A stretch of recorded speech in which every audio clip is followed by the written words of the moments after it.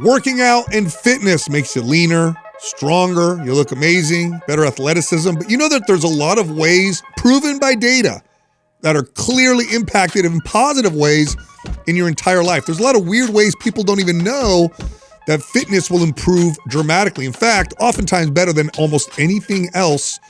We're going to talk about those ways right now. Or is there a list you have that Justin and I can take a guess at? Yeah, I want us to guess. We know, I think we're going to know all of them, most of them. But what I did is I went on and I did some research on the most data-supported, non-obvious ways that fitness impacts people's lives. So this is a positive way. Obviously, strength, stamina. That's not that. We're not talking about. It's like stuff like not like physical attributes. Sex, work, relationships. Well, let's back up. Like Let's start with your first one. Let's go. Let's start with your first one. How many we got? Well, I have 9 here that I listed that have like really crazy data supporting them. Okay. But you mentioned what was the first one that you said? Sexual health? Yep. Yes. Sexual health. So in the data on this is pretty remarkable. People, when they improve their fitness, you have these objective measures that seem to improve. So women achieve orgasm easier. The amount and type of intimacy improves. In other words, sexual frequency goes up. Plus, when people are intimate with each other, they report that it's better bonding, it's closer. Erection, start to improve in terms of, how many erections you can have, blood flow, all that stuff. It is actually, if you look at the data of all the things you can do to improve your sex life, aside from, so I'm going to be careful here, aside from improving your relationship, right? Because if you have a terrible relationship, it ain't going to help. That's probably number one. Aside from that, nothing is better than improving your health and fitness. Those are like physiological markers that we can actually measure, test, improve. I would make the argument there's a large psychological component to that also. Huge. It's Katrina teases me all the time that, the minute I'm in my rhythm of routine, and I don't have to make that big of a change. I mean, just getting back in routine, all of a sudden I'm brushing my teeth naked, I'm walking, I feel more confident. I hate that I just got to every time. That's why I do that on purpose. Oh, come on, bro. Get that out of my head. The Winnie the Pooh. Or my Winnie the Pooh. Or I got my Winnie the Pooh look, you know what I'm saying? Like, that's my go-to move. But no, really, like all seriousness, like that's it's something I remember actually connecting those dots with Katrina in 15 years we've been together, and having that conversation of like, just me training. It's crazy. It doesn't even necessarily have to have this crazy different look to me. It's just strength training and lifting. I think my posture's up better and I feel better. And so I just carry myself better. And that just translates into me being more in the mood and wanting to be like, I can't show that or measure that with blood work or prove that, but I definitely see the psychological. Psychology studies show that. Okay. They actually show that fitness dramatically improves all those things that we would connect to good intimacy, connection, self-image, frequency, all that stuff, this satisfaction you get from it.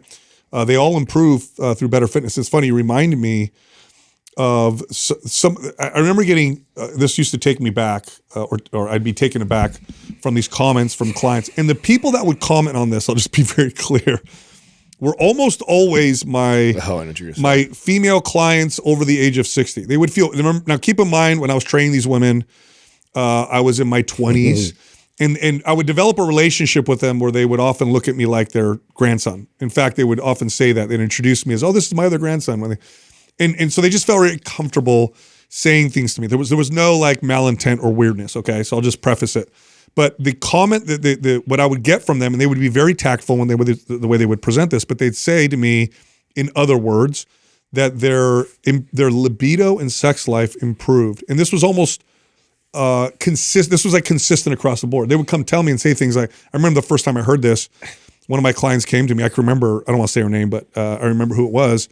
And she says, Sal, does fitness affect, this was how she started, does it affect other things in your life? And I'm like energy and stuff. No, not energy, but like Randy, like other things. And I'm like, what do you mean? She's like, like things with my husband. And I'm like, oh, are you noticing a difference? She's like, oh yeah, my husband's commenting. And she's like, does fitness do that? I'm like, I think it does. And then of course, through the years of training, it was very consistent that they would comment that it improved their intimacy, which is remarkable. All right, what's another one that you guys can think of? Obviously productivity. You accomplish things consistently, like training. So you realize that you can overcome a lot of adversity, objectives. It's just like it's a mindset that you keep building and fostering that totally bleeds into like work and getting things done. Is that isolated as productivity, or is it, because I feel like Justin almost named two right there in one? Is it isolated to that? To productivity? Yeah. What is the actual? What did you list? Yes. So, increases productivity. So this is how clear of a benefit it is. In fact, we used to present this to companies when we would try to sell. We're called corporate memberships. So if corporate memberships, like you go to a company, you talk to the CEO, whoever is in charge of this stuff, and oftentimes it wasn't the CEO, but it was someone who's in charge of doing this, and you would ask them to pay for a corporate membership. Corporate wellness, yeah, which would allow their employees to work out at your gym for either free or a great discount. And so when you present this, what you would bring is data to show them how it affects their bottom line.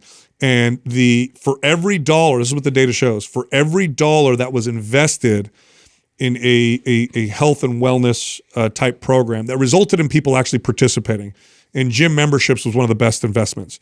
When they did that, for every dollar invested, they would get $2 back in productivity. Yeah, $2 measurable. back. It also would reduce the amount of sick days in the year. That's included in that. Yeah. So sick days, all that stuff. Yeah.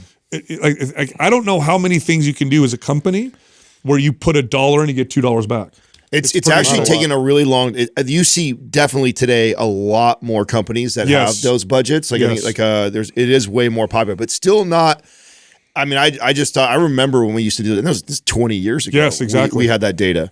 And I always thought it was so crazy that not every employer offered something like that for their employees. Now, more do today than ever, but I still think there's a large percentage that don't. Yeah, it's interesting too, because I know in some culture, I know Japan, for example, has implemented exercise as part of their routines. This is actually a cultural thing where they'd get all the employees out together in the morning and they do calisthenics or something to get everybody going. Get everybody on the same page. There's so much to that. And then also breaking up the day. Yes. If you're sitting too much, to revamp everybody's motivation. But I'm sure you guys have had this experience. I had clients that hired me for health reasons, like either my wife made me come or the doctor had a bad, report from my doctor, so I got to be here. And then they stayed because they saw better productivity at work. I had one guy in particular sticks out. Jim was his name, and he was a self-made multi-millionaire. I mean, this guy was a remarkable gentleman, and he was at the time in his 60s, and he was totally self-made, dropped out of high school, great story. And he hired me because his wife was like, you got to work out, your health is, you have a lot of stress. So he's kind of begrudgingly came and worked it because I trained her first. So begrudgingly, he kind of started. And then he kept coming and I'm like, man, you've become this, one of my most consistent clients. Why is that? He goes, Sal. And he was obviously, the CEO. He's like, I do better meetings. I can close better deals. He's like, I'm more productive. He's like, nothing's made me a better businessman than just getting more fit. Yeah, so productivity is another one. I'll give you guys one because we kind of touched on it earlier when we talked about intimacy or sex, confidence and self-esteem. Okay, so that's the psychological part right there. That's I'm sure that plays into that. Here's what's cool about this, okay? What someone might think is connected to this is the fact that your body looks different. So someone may say... That's the point I was making. I know that I haven't even made a physical... it's intrinsic, I know that I haven't physically changed body fat percentage or built a bunch of muscle, but yet already I have this almost weird confidence, Well, so here's what's interesting, just for the listener, right? It's not because you lost 30 pounds. That'll obviously boost your confidence. So I'm not saying that won't do that. But there's a research done in the Journal of Health Psychology, and it showed that regular exercise improved body image and self-worth without any major changes. Now, do you think that's because you are setting a goal and you're working towards it? I think that's what part of it. Is? I think that's part of it. I think also posture plays a big part of that, which you kind of mentioned before too. And muscle produces feel-good chemicals. Muscle is this organ in the body that does lots of things. It puts things out. It doesn't just move your body. You have healthy levels of catecholamines. These are the things that give you kind of energy. You have lowered inflammation. You have better insulin sense. So physiologically, the machinery that you work with, which is your body and your brain, becomes healthier. So everything kind of feels better, which is going to make you have better outlook. And then the psychology aspect of it is I'm doing this hard thing, because exercise is hard, right? Yeah. It's this hard thing, but I'm doing it willingly. By the way, if you force somebody to exercise, you actually lose a lot of these benefits. It's this, I'm choosing to do this thing that's hard, that's supposed to be better for me, and I think it is better for me, and then the psychology of that is... By the way, I think this is one of the number one benefits of the cold plunge. Yeah. That, we argue and debate No, the you're right. science of recovery and all that, but It's hard. I think probably the most valuable thing, truly, outside of all the things everybody likes to debate over, is that it's a really hard thing to do every single morning, to get up and do something like that. Everything else is easier. And there's something to be said about doing that, Yes. and the feeling you get afterwards. I think that's actually one of the most important and probably underrated parts about cold plunging. Totally. Today's program giveaway is MAPS Powerlift. If you want to win, leave a comment below this video. First 24 hours that we drop it, subscribe to this channel, turn on notifications. If you win, we'll let you know in the comments section. Black Friday sale starts right now. 60% off everything. Every MAPS program, every MAPS bundle, every mod, every guide, 60% off. Also, if you purchase, you enter to win some cool stuff. For example, 2 people are going to get a 1-week stay at the Mind Pump Park City House. It's a free week vacation, plus $1,000 towards travel. We have other giveaways as well, so every purchase gets you some entries. And again, everything's 60% off. Go to mapsfitnessproducts.com. Use the code Black Friday for the discount code and the entries. Back to the show. All right, I'll give you guys another one. Somewhat connected, but different. It elevates mood, fights stress, or to put it differently, it fights depression and anxiety.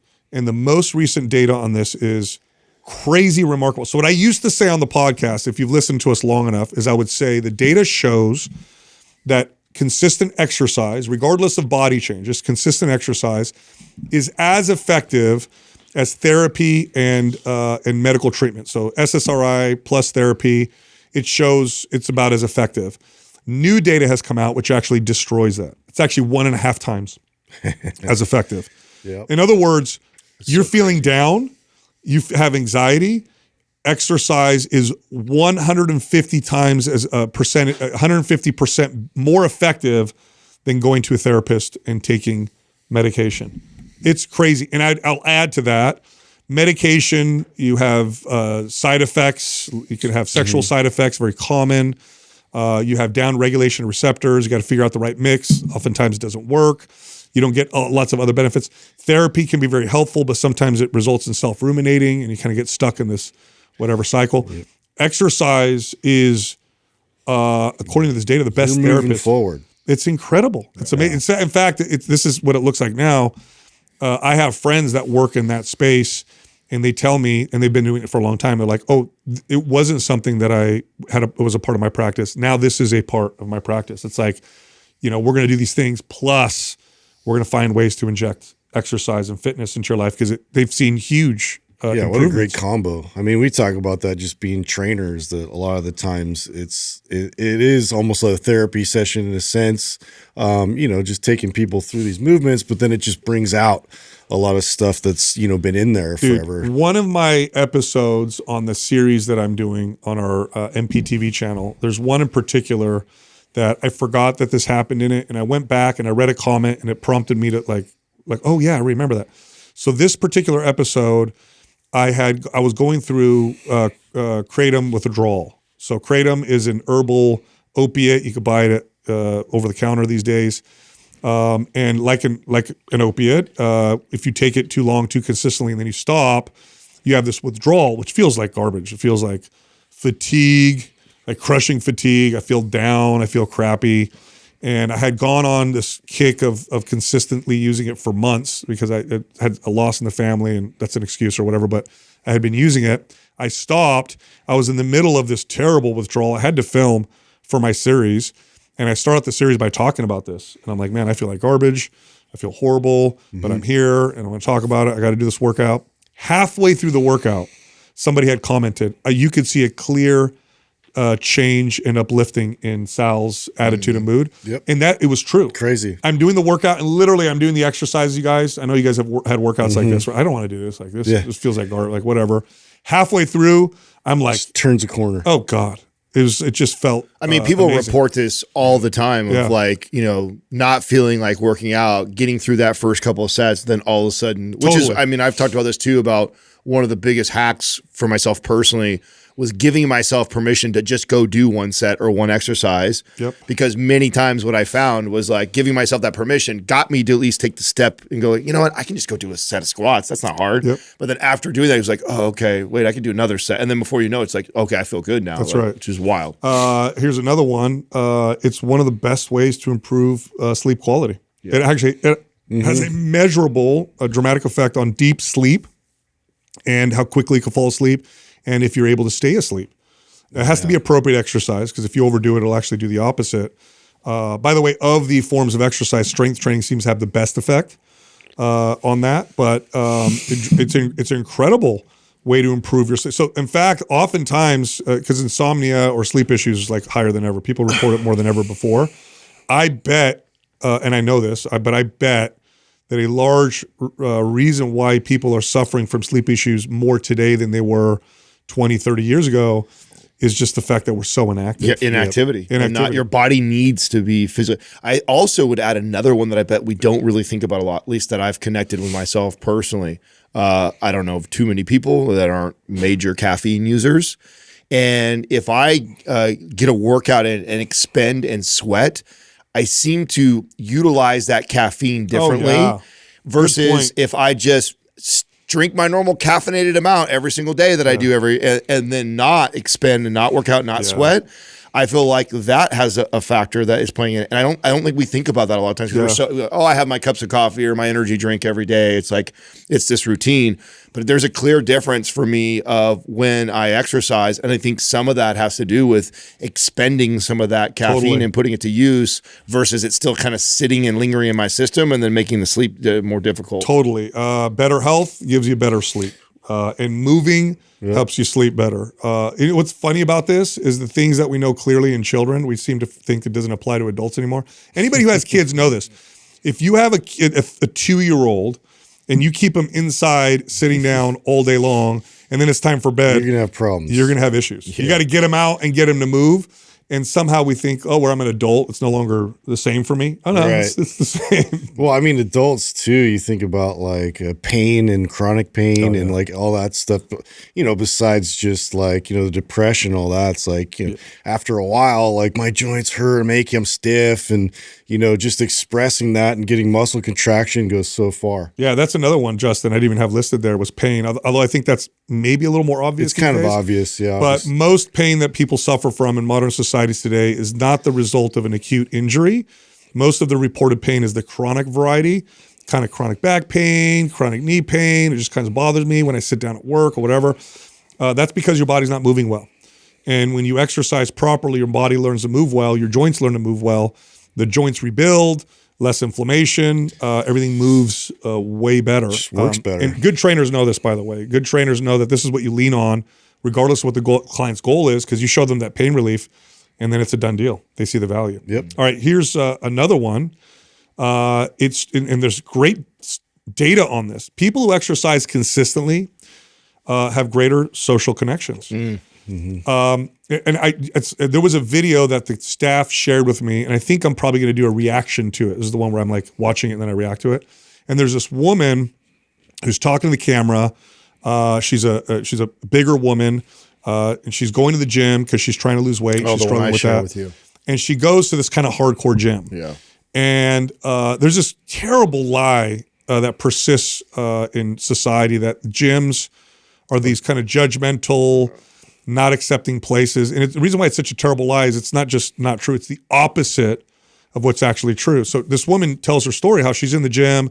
She feels like people are looking at her. She sees there's these two teenagers make a comment and they laugh. And she's like, they were talking about me, and really makes her feel bad about herself. And then this really jacked, tatted, I think, power lifter walks up to her and he says to her, hey, and she goes, and she's narrating. She's like, oh man, here it comes. Like he's just going to make me feel terrible.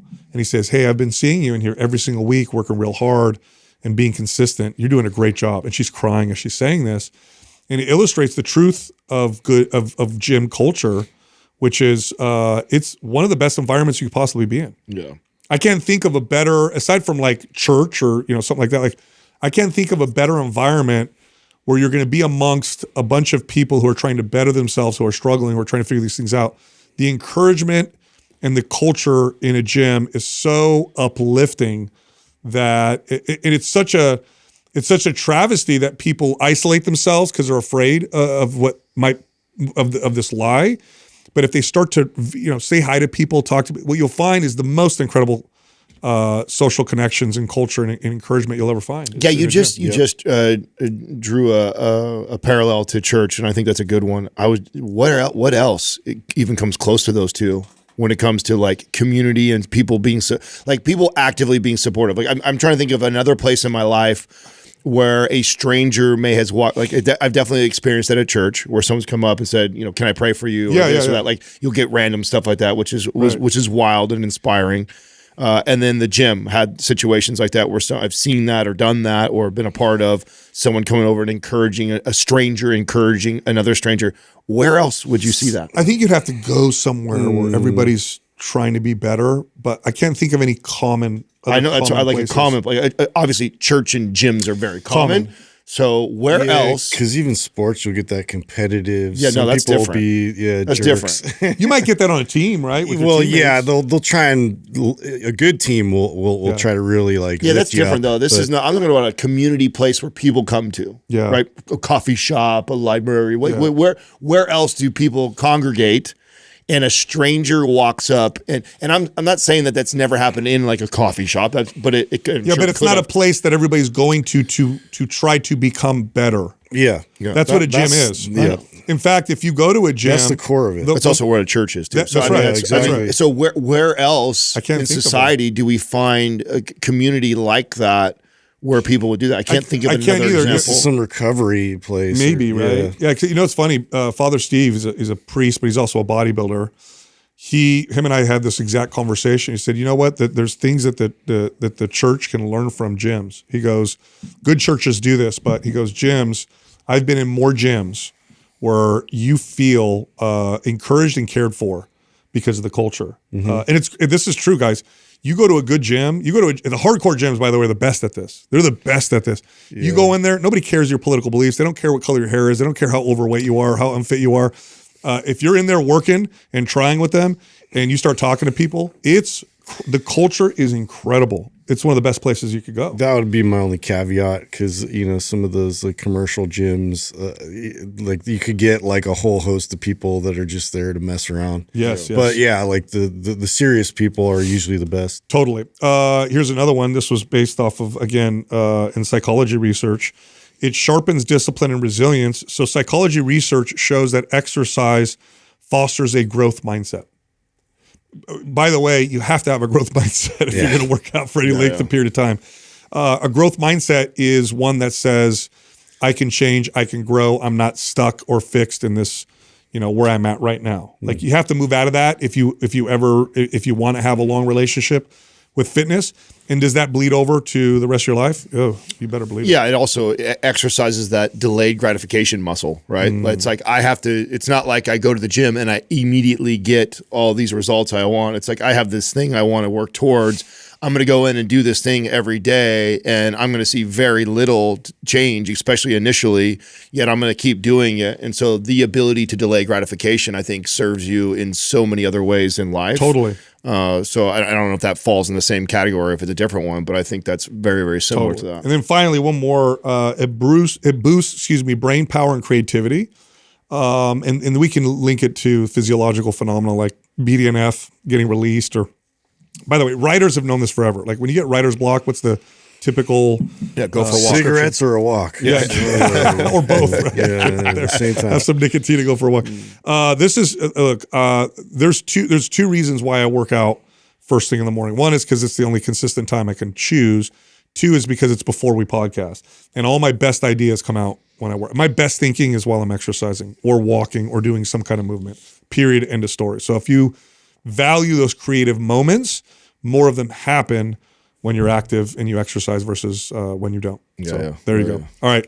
Speaking of cool, growth-minded, stuff or whatever, I got to tell you guys about Ben Bueno from Rock Recovery Center. So Ben and Tom run Rock Recovery Center. They're also hosts of the Real Recovery Talk podcast. And so this is a rehab facility. And, I've been getting to know Ben more and more and more. And it's just when you meet people that care as much as they do about what they do, it's really a gift. Mm-hmm. It really, really is. Like talking to him and hearing him talk about the people that he's working with and the people he's worked with. If I had a loved one that was infectious, dude, if I had a loved one that was suffering from addiction, or if I definitely would want to go where the people really cared about me. Because that whole space, some of those places are very profit oriented, and they don't really look at people as people. Yeah. I mean, I think that's one of the best parts is that the two of them have been through it. You know what I'm saying? So it's not just guys that see an opportunity to make money in a space that can be lucrative. Because I know how corrupt that is. I mean, we shared a long time ago that what was that documentary? Body Brokers. Yeah, Body Brokers. And if you've never watched that documentary, super enlightening. It's crazy. I didn't even know that was a thing until I watched that. And was like, oh my God, what a sick, twisted way to make money. Like, you just have to be a really awful person to profit of that. And I know a lot of people are driven that way. So to see two guys that they're not like they put their heart and soul. I mean, a lot of people go over from our audience and they go out of their way to help a lot of people for free. Even like they do a lot. That's what I'm talking about. Yeah, they do a lot they do not have to do. And in fact, more often than not, I hear them doing stuff like that. And like, I hope that they can be profitable from the amount of effort and love that they give to people that can't provide anything. So no, it's awesome. I got this cool story that I saw on Instagram about this guy who did a kind of self-study, which doesn't really count as a study because it's one dude, but it was revolving around eggs, and I'll share to you what he did, which is kind of cool. So this guy did a self-experiment where he ate 720 eggs in 1 month. Oh, I think I heard, this has been a while, right?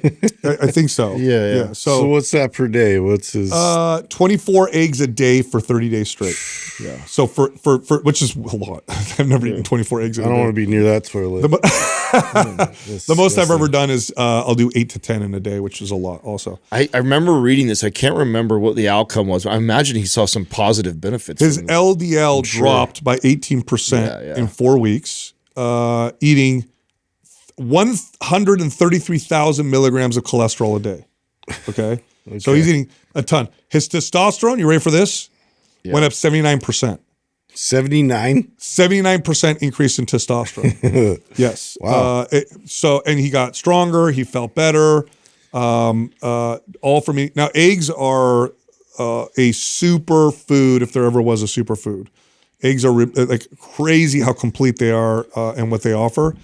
And the reason why I brought this up, obviously it's not a study, it's one guy. Personally, for me, I've talked about this before. This is an old bodybuilding thing. Vince Garanda was big on this. So you can look him up if you want to read about it. Oh, it was a Harvard medical student that did it. Okay, so I remember this. I actually brought this up to the podcast. Oh, that's cool. When it actually happened. I don't know if you remember. I brought this up. Oh, did? Okay. Yeah. So I'll be the turd in the punch bowl here. The thing that I commented on this that I also, and I think I posted in my story, if you do the math on that, that's 1,680 calories roughly, and that's somewhere around about 160 grams of protein. Yeah. And so, like, my point was, if you consistently hit 168 grams of protein and ate that low of calories for 30 days, I would bet that those markers would come back almost identical to that. Well, so we don't know what the rest of his diet was, right? That's all he ate. He ate nothing else? Nothing else. Oh. That's 1,608. So he ate a nice. This is low he ate calorie. an 1,800 calorie low calorie. So diet. That's 1,800 So calories. he ate nothing else. High protein, that was low it. calorie. Okay, so I'll throw a wrench in that then, Adam. Okay.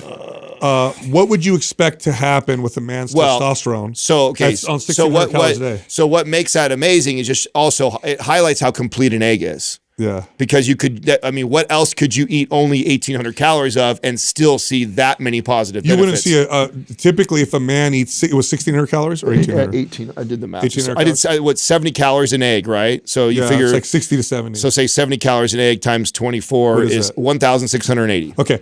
If a guy ate 1,600 calories a day for a month, you would expect to see a drop in testosterone. That's a remarkably low calories for a man.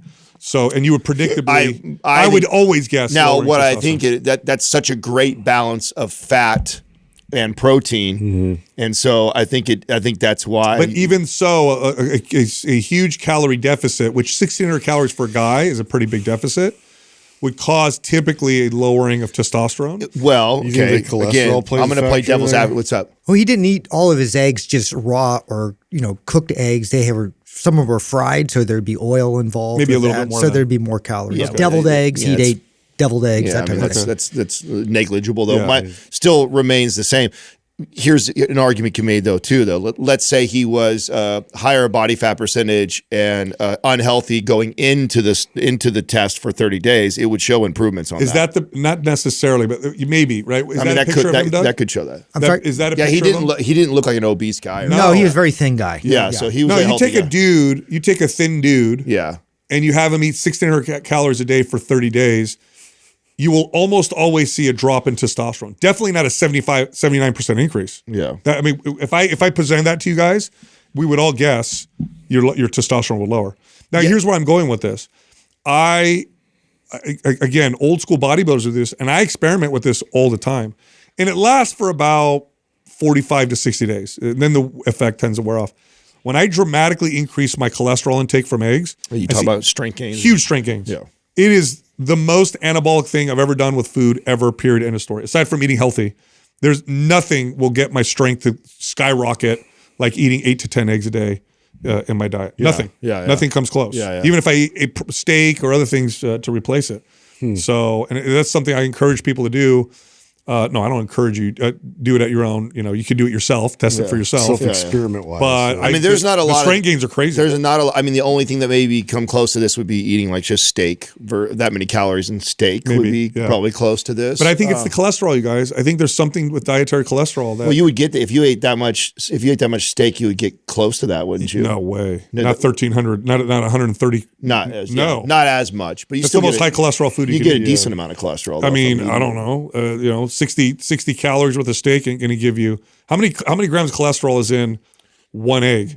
It's pretty high. You would know that better than me. I forgot. Yeah, it's pretty high. Maybe Doug, you could look that up, but you can't calorie per calorie. You're not going to get that much cholesterol. But I do think that it's a pretty remarkable when you put somebody in a calorie restriction, regardless of what they're eating, how many positive benefits you see. The thing that's interesting, that's true. Like you take somebody and put them in and especially in only 30 days, because extend this out for 6 months and maybe you do start to see some adverse effects. Well, the LDL would almost always go down. Yeah, 186 milligrams. Yeah, you ain't going to get that in 60 calories worth of steak. Yeah, so you're getting the extra benefits. Yeah, so I mean, this is why though an egg has also been known as like a perfect food, right? And here's the other thing I'll point to: it's the complete a whole egg versus egg protein that's equivalent.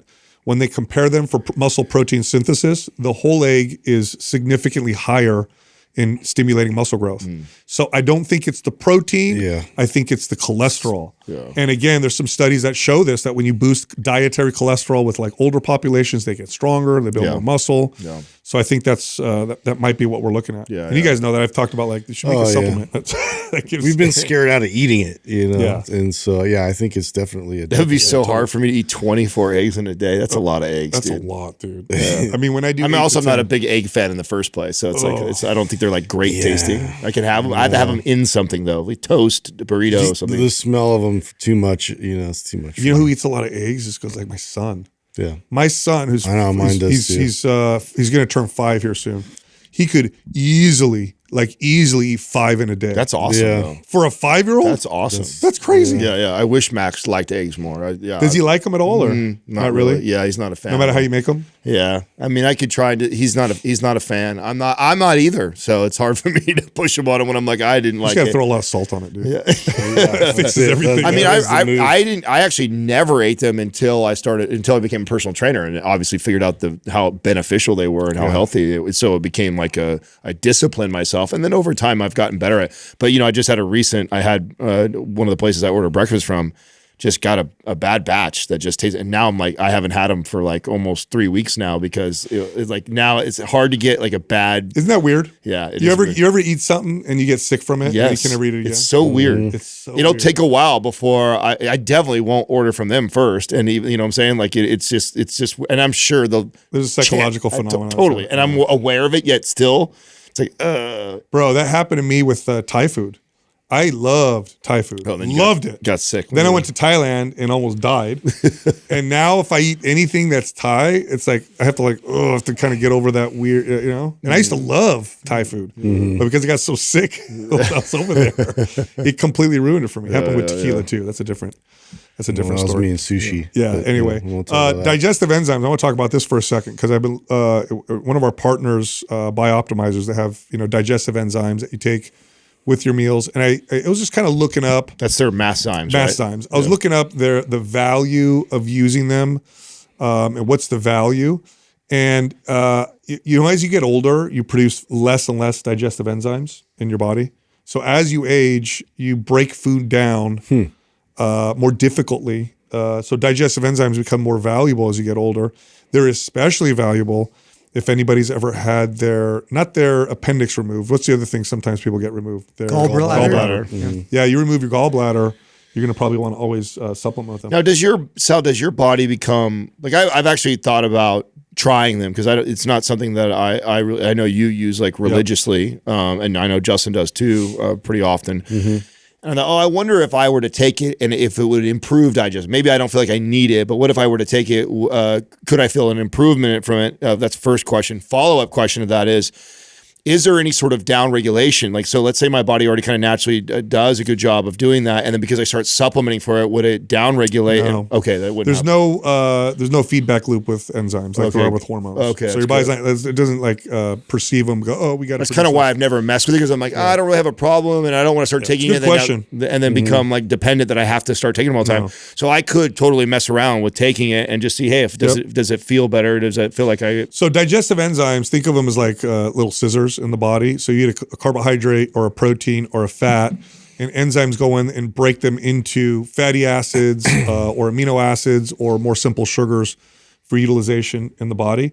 It's especially valuable for high protein diets. One of the things that sometimes people will say when they eat a really high protein diet is their digestion. It's a little more difficult on their digestion. And this was always my go-to. If I had a client, I bumped her protein from she was eating 50 grams a day to 100, 100 They're grams not a day. used to red meat, especially. Yes. Yeah. It's like, here, throw some digestive enzymes and see how you feel. And I'd say probably 6 or 7 out of 10 times, that was it. That was all we needed to do was have those digestive enzymes make a difference.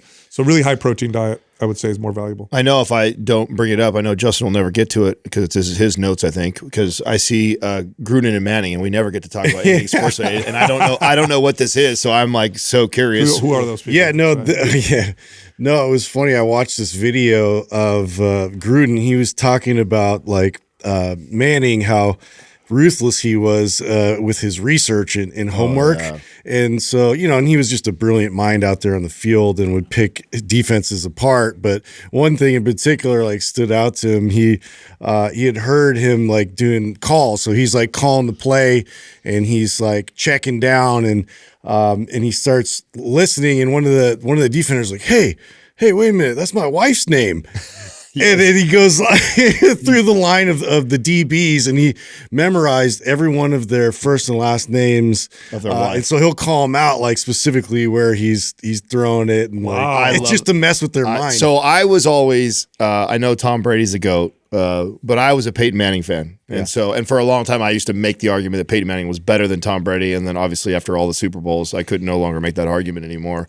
But he was my favorite for those reasons, like the amount of research and homework that he went into. And then you also will talk to like Ray Lewis and linebackers that played against him, and they said like he was just an absolute nightmare to play against for that reason. Like he knew your defense better than your defense knew their own defense. Psychological warfare. Yeah, and so which he was so famous for all the audibles that he would call when he come to the line. He'd come to the line and never did he run the play that was planned. He always called all these audibles because he would get to the line in the formation. He'd see their defense. He knows their defense better, and he knows where all the holes were in it, and would call an audible right away, and just made it so difficult for a defense to like play with that. So. No, I love that. He's so great, dude. I think it's so remarkable to me how, and I think it's most clear in sports, how there are people that are just in another universe. Oh yeah. In terms of their ability, and sports makes it very clear. You can see it very clearly when you see a 300-pound man run faster than you've ever seen in your life. It's like, oh, there's a different level of human. But what trips me out about that is I like to extend that out into other things. There are people who are like that in business. There are people who are like that with science and math that are just in another. Like I was looking at. Yeah, in their own league by themselves. Yeah. What was that? I sent you a text, Adam, on Elon Musk. Love him or hate him, doesn't matter. Based on what I'm about to say. So you can love him or hate him. But when it comes to his entrepreneurship, oh yeah, he's at the number 1, number 2, number 5 private companies. He has co-founded the first, second, and fifth most profitable, most valuable private companies in the world right now. Private too. Yes, crazy. As well as the 10th most valuable public company in the world. All founded by him. Yeah.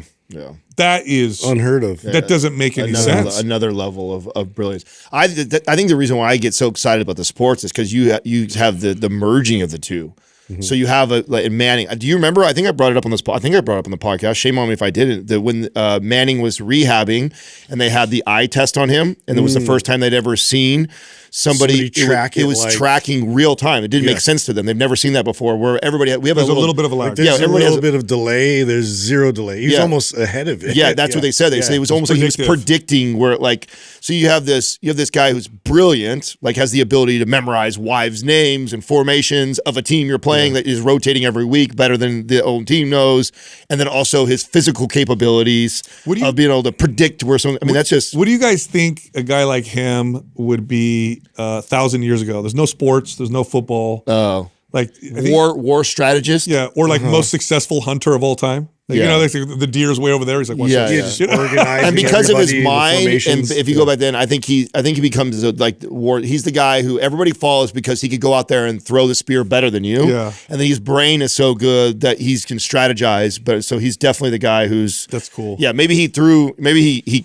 killed a lot first to prove how great he was, and then he's really strategizing at a high level. That's the only thing I could think of that would be valuable. That far back, cool. You know. I saw this woman did this post, and she was talking about women's hormone cycles and how different they are throughout the month. And then she made this statement, and I'm like, let me fact check this statement. And she said that women report burnout at higher rates than men do. So I'm like, is this true? Of course. Is this true? So stop, bro. No, that's not I don't even say that in a sexist way. I mean, listen, there's no way I could handle carrying a baby for 9 months. I would break right away. Well, so I looked this up. I said, do they actually report more burnout? And so I looked up the stat, and it's about almost 20% higher rate reported levels of burnout. And then I said, okay, maybe this is because they feel more responsible for household. Like these are women who are working. So women versus men who work who report burnout. So I'm like, okay, maybe it's because women feel more responsible generally. This is a widely held belief, but there's data to support this, that they feel more responsible for, even though they're working, household stuff and the kids. So I said, okay, let me compare single women to single men, because that would get rid of that, right? Yeah. And still they report I think about 13 to 15% higher rates of burnout. I think we were just created, both men and women, to handle different types of stress better than others. There's stress that I think women do better than us. An example that was an easy layup is the pregnancy. Like I just could not day in, day out, get up and like that boggles me to just be fine with that and live with that. There's no way I've said this I would before. break. I've said this before. If we were the ones to get pregnant, like every birth and delivery would be. But general anesthesia. Ask me to run on 4 hours of sleep, get up at 5 a.m., go do a grueling job where I have to use physically beat my body up, and then get up and do that again. And like I could do that. Yeah. Like many days in a row. Like, so I went into the data and I said, okay, why is this the case? What does the data show? What are we showing? And it says that men have they can depersonalize at a higher rate. Meaning that they can disconnect and detach, which sometimes is criticized. Like you shouldn't do that. In fact, too much depersonalization is a bad thing, right? Disassociation. Right. But I do think there's a value to it. Now, what would the historic value be? Well, you leave your home to go do this thing. You're gone. You have to support your family, or you're gone. You're at war or whatever. I think that's valuable to be able to handle certain stresses that maybe men historically have had to do. But I thought that was an interesting stat. I don't think it's a bad thing, but I do think it's interesting. I don't think it's a bad thing. I don't think it's a weaker, stronger species thing. I think that we each have our strengths when it comes to dealing with different types of stress, whether it be which physical. is cool because when you combine your strengths, they complement each other. 100%. Typically is 100% what you see. I wanted to. Have you guys seen? I think China has got it. Doug, can you pull up? I know you asked me last time. How do you say that? Xiaomi Xiome Pro 17 Pro Max. Xiaomi. Yeah. Okay. Doug, he just says things so well. I would have never could have spent. I would have spent 30 minutes trying to pronounce that. The official pronunciation. Well, I don't know. I don't speak Chinese. I didn't know you could do this, but I find this really interesting. What's happening to? It's only a matter of time. We talked about Elon getting ready to get in the phone game. I know there's rumors that's true, not true. I don't doubt it's not going to happen. Eventually, I think it'll happen, and that's going to be interesting how much that disrupts. Crazy. And just Apple hasn't innovated very much, and now there is a competitor. This say it again, Doug. Xiaomi 17 Pro. I know I was going to mess it up bad again. 17 Pro Max, where they aren't even trying to hide that they are making their phones identical to iPhones. So it's like, well, that's the game, isn't it? Well, so here's what keeps me an iPhone guy. It's just like, and why I didn't make the switch to Google is I remember using one of my buddies and just the interface is so different that I'm like, I don't even want to go through I don't care if your camera's 2% better or does batteries. Yeah, you got to go through a learning curve. Yeah, I don't want to go through the learning curve if it's something I'm already comfortable with. And so there's a competitor now that is just like, we're just going to basically copy exactly. The only downside is that instead of America spying on you, it's China. So I don't know if that's better or worse. Wasn't that the Huawei issue forever? And so is this any different than that? Because so this is literally just carbon copied. So basically, what they did what they did was carbon copy it with a better battery, better camera, and like a fraction of the price. Oh yeah. So it's like, I mean, it does look the same, bro. It's identical except for a better camera, better battery. Wow! And all the UI is like super similar. Whoa! And I think I don't know if the price is up there, Doug, but it's so how long is it going to last before it gets sued? Yeah, I don't know if they can copyright all that. Like I don't know what's copyright. It comes with the free. Remember how hard tech is to copyright. You remember how hard the tech is. I mean, they own a lot of patents. I've gone through that rabbit hole. No, they definitely do, but I don't know how much of that. Can you buy it here? Yeah. I don't know.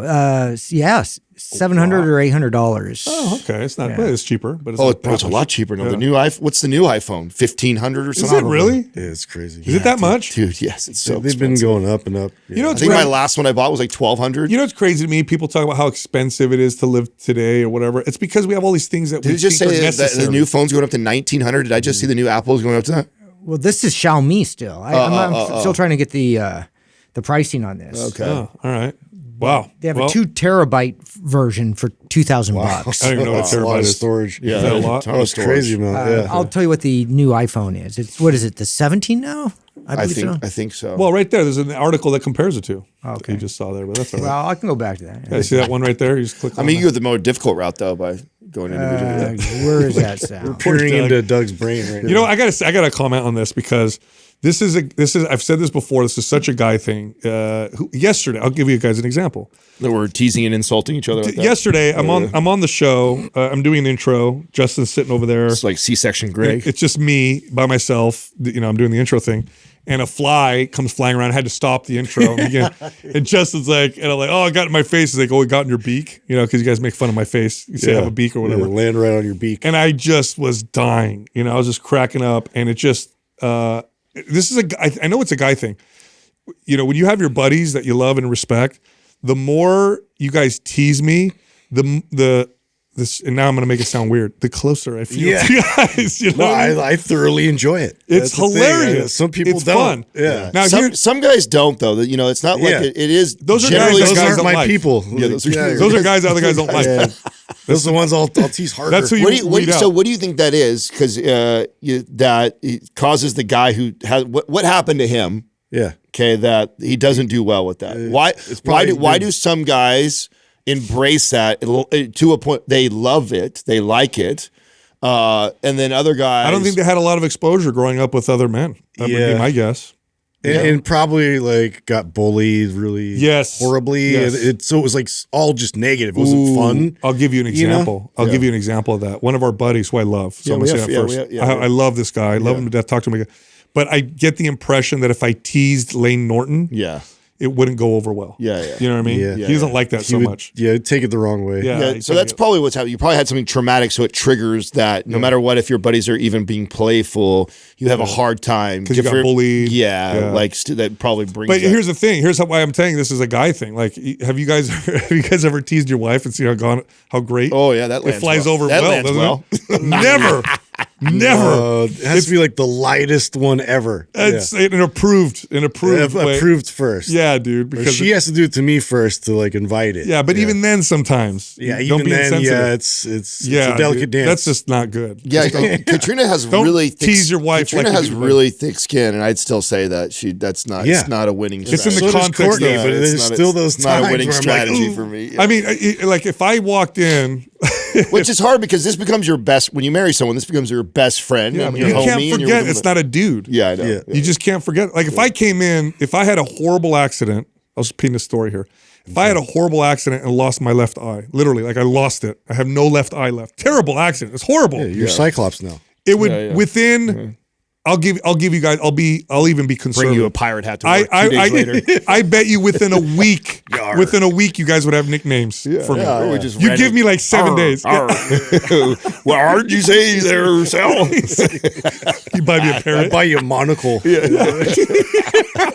Just to highlight it. But you'd give me like a good 7 days. Like, he's sad right now. I mean, I told you what happened. I mean, I don't know if I shared it on the podcast. I know off air I showed you guys my buddy Greg, who when we got I hadn't seen him in like a long time. And then we were doing fantasy football.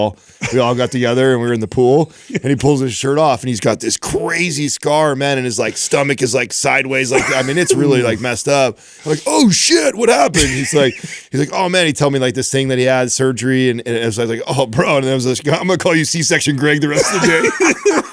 He was like, it caught on too. Everybody by the day. Now he's in our fantasy football league. He's like, oh, there's C-section Greg, dude. Is that it? It's stuck. Yeah, dude, stuck. Does he like it? Yeah, I mean, it's typical. Yeah, he's a good buddy. Too good, it sticks. He's just like, okay, you got me there. It was good. It's the best, dude. So I'm saying that because Doug, we love you. That's why we teach you all the time on the podcast. Thank you so much. Always term of endearment. And Doug loves it.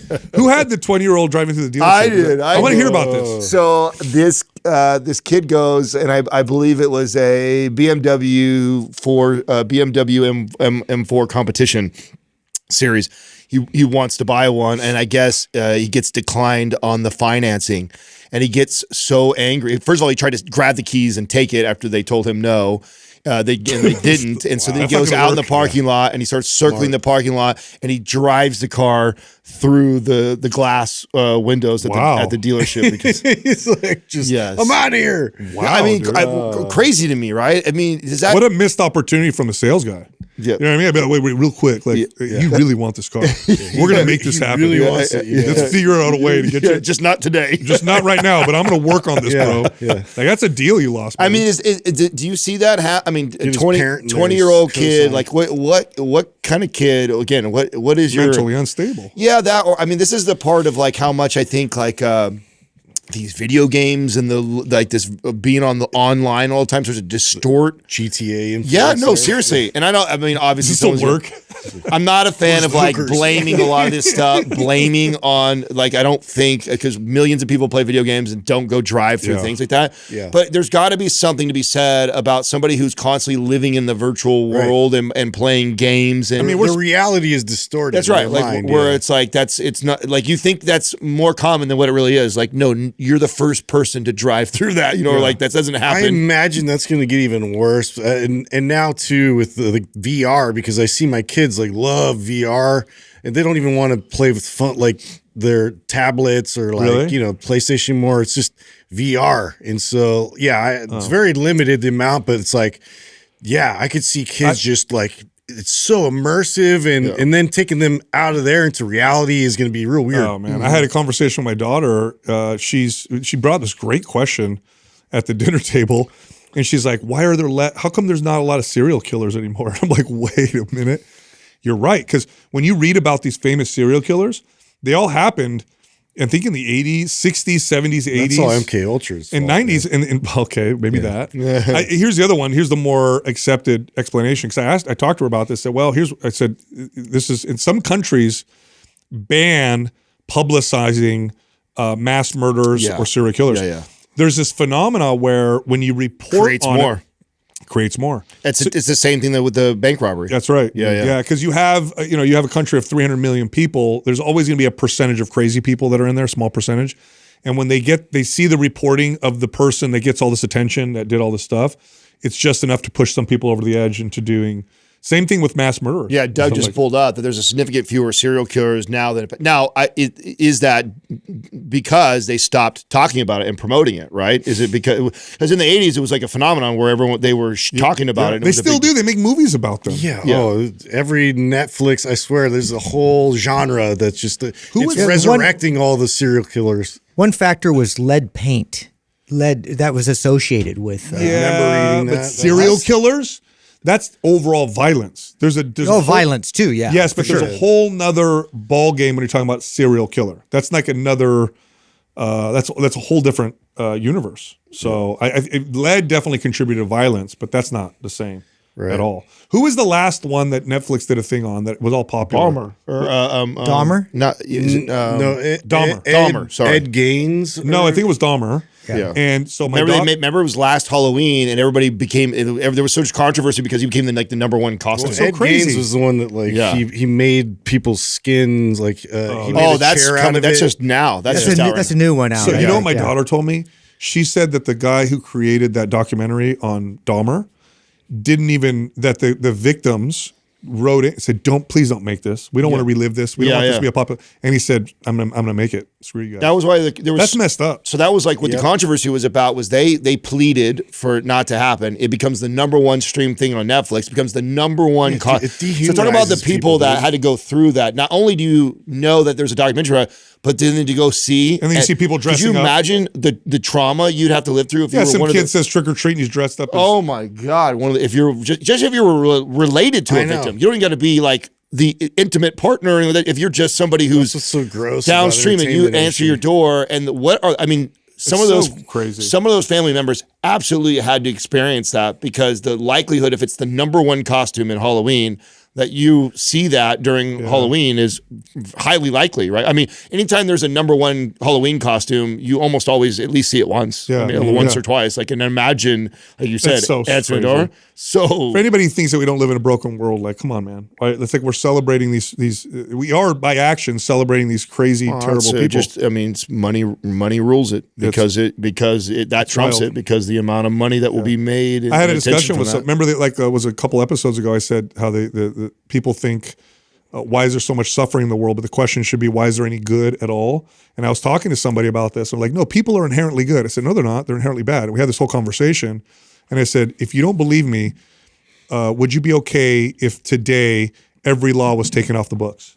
There was no law, no punishment. What do you think would happen within 24 hours? And I won the argument right then and there. Yeah. It's like we definitely live in a broken world. Yeah. Multivitamins are great, especially for children. Unfortunately, most children's multivitamins are just candy. Well, there's a great company. It's the only company we recommend for kids. It's Hiya Health. These are multivitamins that work, and they're not just a bunch of candy and sugar. Go check them out. Go to hiyahealth.com. That's HIYA health.com/mind pump. That link will get you 50% off. Back to the show.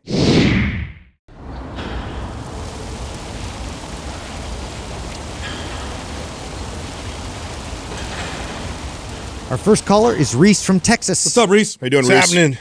How's it going, y'all? Good. Good, man. How can we help you? Okay, yeah, I'm just going to read my email off. So I say, my name is Reese. I'm 22, and I've been working out consistently for the past 3 years. I've lost around 60 pounds and kept it off, which has been a huge accomplishment for me. For a long time, I was afraid to eat in a surplus because I didn't want to gain the weight back. So my muscle growth was slow early on, but I'm finally in the lean bulk and feeling great about where I'm headed. I recently enrolled in ASM, and I know deep down that I want to help people, especially those who struggle with over-restriction, binge eating, and low self-esteem like I did. I've lived through all that and came out stronger, and I believe I can guide others through it too. But even with that, I have imposter syndrome. I don't feel like I'm big enough or experienced enough to be taken serious as a trainer, and it's hard to shake the insecurity even though I've made progress and have something to offer. How do I know when I'm really ready to start training others? What would you tell someone like me who's passionate but scared? Love the show. Thanks for everything y'all do. Yeah, Bro, great question. Nice. so crazy you're calling in right now. I know, We were just having a discussion about people just like you. And let me tell you, you're more than ready because one of the most powerful things with being a successful trainer that a lot of veteran trainers still have a hard time doing is being able to be relatable and connect to your clients and be vulnerable. So that part of you that is scared, the part of you, you lean into that. You lean into that part of your journey because guess what? That person who's 60, 100 pounds overweight that's sitting across from you that's looking for your help, they're going to connect better with that than the jacked 6% body fat percentage guy who's got 100,000 followers on Instagram. They will connect more to you and your story and where you're at and how you felt going through that than they will to this bodybuilder guy that looks super jacked and is popular. Trust me. Reese, how long have you been listening to us? I found y'all pretty recently. I found y'all, I heard Higher Up Wellness talk about y'all, and then I looked y'all up. And so it's probably been like 3 or 4 months. Awesome. Yeah. So I'm gonna give you some good news. The feeling of imposter syndrome is, for me, a sign that the trainer or the potential trainer or the about to become trainer person actually cares. So if you didn't really care about doing a really good job, this really wouldn't become an issue. But for you, you're like, man, I really want to help these people. Do I have what it takes? And so that's where it comes from. So I'm going to give you some more good news, okay? 95% of everything you're going to learn in every certification and every course when it comes to diet, exercise, program design, all that stuff, you're never going to use with your clients. Most of your clients, most of the people that work with a trainer need the basics, need the absolute basics. They don't need, there's a 5% out there that are going to need like really specialized correctional exercise or a functional medicine practitioner, in which case I always encourage trainers to have a network of people they can refer out to work with, alongside with. The most important thing you could do as a trainer, above and beyond anything else, is have somebody be willing to follow you and allow you to guide them, which comes from trust. If you don't get that, I don't care. Nothing else matters. That's the most important thing. The most important thing is the trust part. So here's what you do. You go out there and you start working with people and you tell them, and you be honest, I'm new, but I love doing this. Here's what I've went through. I'm going to ask you to trust me. I don't know everything, but what I do know is you're in good hands with me. And I really want to get you to your goals, and I really want to do a really good job. And if they trust you, that's it. That's again, 95% of everything is going to be that right there. So that's the most important thing. But the fact that you feel there's nothing worse than an overconfident trainer. That is a disaster of a trainer. The trainer thinks they know everything, and I got it all, and I'm whatever. They typically do more damage than good, oftentimes with their clients. But the trainer that goes in and says, "Man, I really care about these people. I really want to help them. I don't have all the answers, but one thing I do know for sure is I want to do a good job, and I want to do this person right." That's the person that I can work with as a mentor, as a gym manager. Those are the kind of trainers that become great trainers. So here's some action items. Keep learning. Never stop learning. Even though you might not use most of that stuff, it's just going to keep things exciting for you and keep you hungry. and start working with people as soon as possible for free. This is where you're gonna do most of your learning. The second thing you could do is work with a mentor. Are you following our Elite Trainer podcast? Are you listening to that yet? No, I think I've seen a clip or two, but I haven't started watching like the full. Yeah, get onto YouTube and go to Elite Trainer Academy. You'll see that's so we have a whole arm of this business that's dedicated to trainers. So obviously we got popular from the podcast and grew in our MAPS programs as well. That was our staple for a long time. The last 2 years, we've really focused a lot on the trainers, and it's a whole different arm of the business that we help develop trainers just like you. So start with that podcast. That's free. And if you want, we have our educator who helps trainers like yourself get jump started into like, okay, do this national certification, then go here, go through our course, get in our group, let us help you. If that's something you're interested in, I'll have Ann give you a call. Yeah, for sure. I definitely plan on doing y'all's personal training course in the future after I do my NSAM. Good. And I have started. I trained my brother. Awesome. Good. Like 3 or 4 weeks ago. He's I'm like 6'3", he's 6'1", he's like 255, so he's pretty big, and we've been going like twice a week.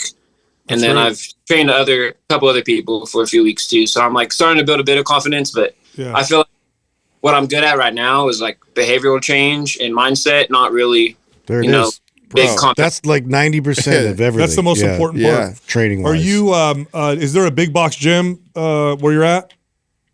Not super big. I go to Anytime Fitness, so it's pretty small, but there's like a Crunch. There's a Planet Fitness. Yeah. And then go get a job at a big box gym. You're going to get a lot of great experience working at them, working with different people. That'd be the place to start.